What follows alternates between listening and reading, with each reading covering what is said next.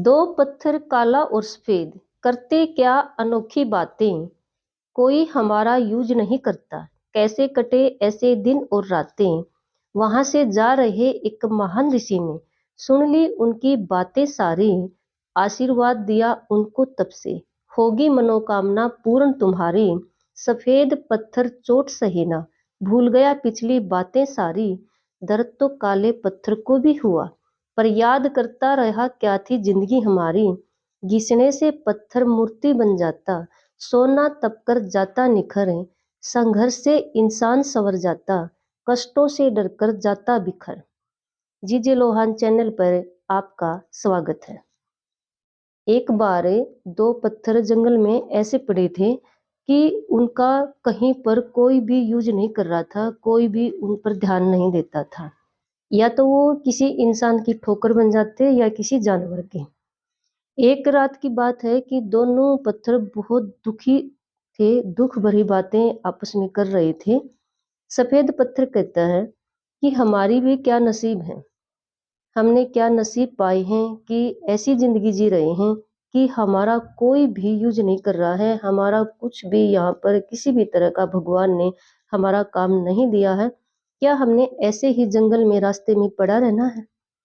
काला पत्थर कहता है, भाई तू बात तो सही कह रहा है। कितने दिन हो गए हैं, क्या हमारे तरफ किसी का ध्यान नहीं जाता? अरे पत्थर से कितने खिलौने बनते हैं, मकान बनते हैं। पता नहीं पत्थरों का यूज तो बहुत काम में होता है। लेकिन देखो हमारी किस्मत, इस मनुष्य का भी ध्यान हमारी तरफ नहीं जा रहा है। उधर से एक महान ऋषि गुजर रहे थे, वो उनकी बातें सुन रहे थे। तो उनके सामने जाते हैं और उनसे पूछते हैं कि तुम ऐसे दुख भरी बातें क्यों कर रहे हो? तुम अपने दुख का कारण मुझे बताओ। तो सफेद पत्थर सारी बातें उस मुनि को बता देता है। तो ऋषि को उन पर दया आ जाती है। उन्होंने कहा कि देखो मैं तुम्हें अपने तप से आशीर्वाद दे सकता हूँ, तुम्हारा यूज भी इंसान कर सकता है, तुम्हारा प्रयोग भी इंसान कर सकता है।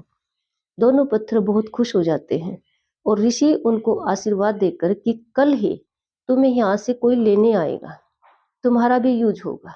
तथास्तु कहकर वहां से वह ऋषि चला जाता है। दोनों पत्थर बहुत ज्यादा खुश हो जाते हैं और जैसा ऋषि ने कहा था होता भी ऐसा ही है। सुबह एक आदमी वहां से निकलता है, वह पत्थरों की ही खोज में था। दोनों पत्थरों को देखकर वह बहुत ज्यादा खुश हो जाता है।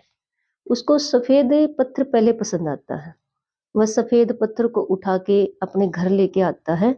वह व्यक्ति मूर्ति बनाने का काम करता था। उसने एक शिव की मूर्ति बनानी थी, जो शिव मंदिर में स्थापना करनी थी। वह सफेद पत्थर पर चोट लगाकर उसकी मूर्ति बनाना चाहता है, लेकिन जैसे ही वह चोट मारता है सफेद पत्थर वहीं से टूट जाता है। जिस जैसे भी मूर्तिकार ने कोशिश की, लेकिन सफेद पत्थर ने साथ नहीं दिया। सफेद पत्थर फील करता है कि मुझे बहुत दर्द हो रहा है, मैं इतना दर्द सहन नहीं कर सकता। और जैसे ही वो चोट लगाकर उसको घिसाने की आकार देने की कोशिश करता है, सफेद पत्थर वहीं से टूट जाता है।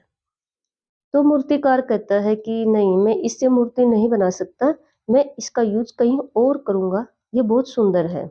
वह उसको एक साइड में रख देता है और फिर काले पत्थर को उठा लाता है।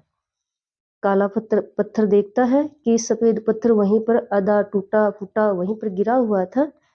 काला पत्थर सफेद पत्थर से पूछता है कि भाई तेरे साथ क्या हुआ? तब वह उसको बताता है कि मूर्तिकार मेरे से शिव की मूर्ति बनाना चाहता था, लेकिन मेरे से दर्द सहन नहीं हुआ। मुझे जहां भी ये हथौड़ा लगाता है, चोट लगाता है, मैं वहीं से टूट जाता हूँ। मुझसे नहीं हो पा रहा है, दर्द सहन नहीं हो रहा है। तो मूर्तिकार जैसे ही काले पत्थर पर चोट लगाता है, काले पत्थर को बहुत ज्यादा दर्द होता है, लेकिन वह सहन कर लेता है। वह अपनी पिछली जिंदगी को याद करता है। हम जंगल में कैसे पड़े थे, हमें कोई भी नहीं पूछता था, हमें कितना दुख होता था। इस तरह की सोच करता है और हर चोट को सहन कर लेता है।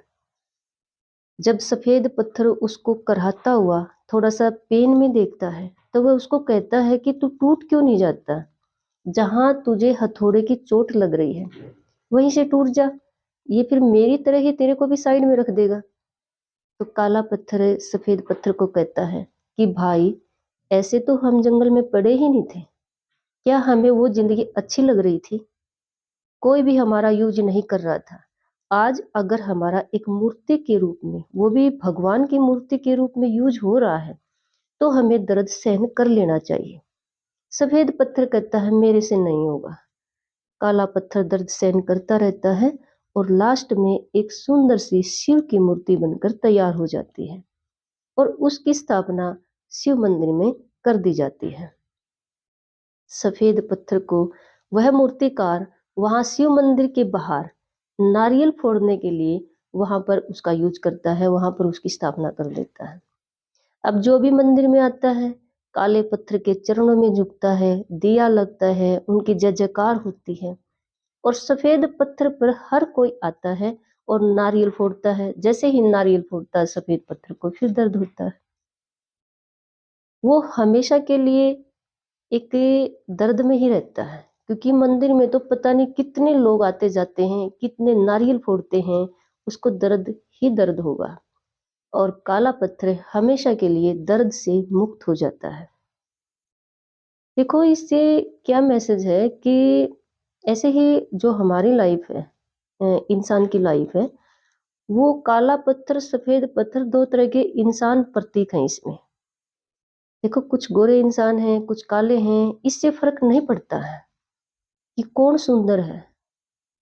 फर्क पड़ता है कि कौन संघर्ष से लड़ता है, कौन मेहनत करता है, कौन सहन करता है और कौन इस बात को समझता है कि पिछली लाइफ अगर मेरी संघर्ष भरी है तो मैंने उसको खत्म करना है।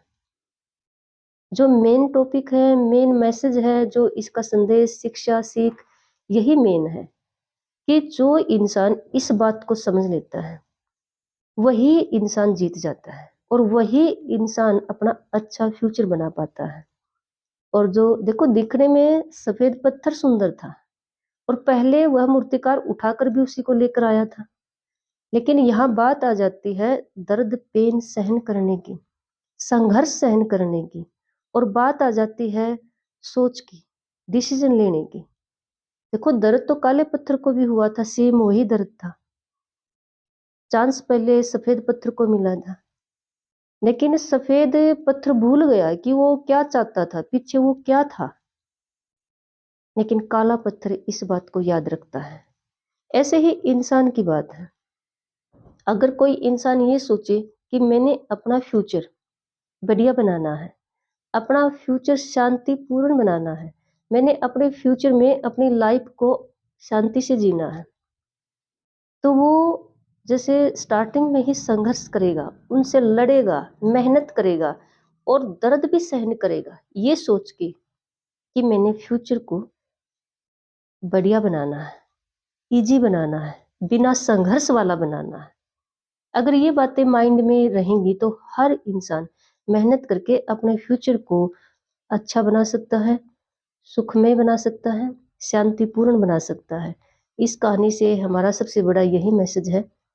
और मैं एक बात लास्ट में, स्टार्ट में हमेशा कहती हूँ कि नेचर के साथ रहिए, नेचर से बने रहिए, क्योंकि जो सुख हमें नेचर के संपर्क में मिलता है, प्रकृति के साथ रहने में मिलता है, वो और कहीं पर भी नहीं है।